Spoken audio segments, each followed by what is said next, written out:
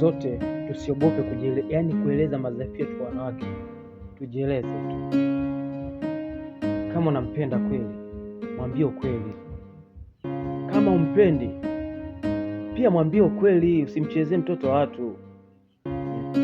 Naye ana mambo mengi ya kufanya, kama ulivyokuwa na mambo mengi wewe.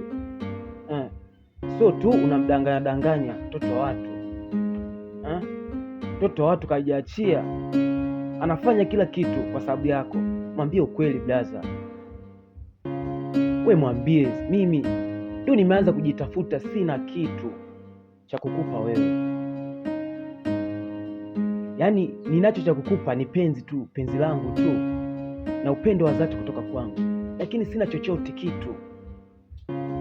Sana sana takudanganya tu, lakini wanaume wa sasa hivi wengi wao ni waongo sana.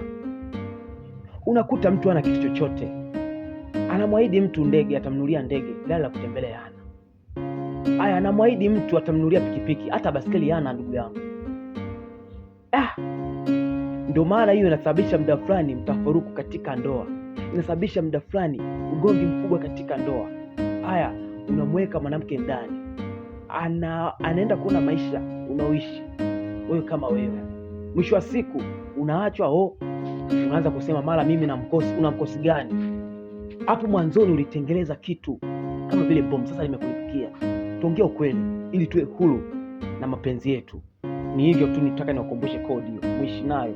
Najua watu wengi sana hamtanisikiliza na hamtanielewa, lakini wengi wao kama mashabiki, kama watu wenye akili zao lazima watanielewa nimezungumza kitu gani.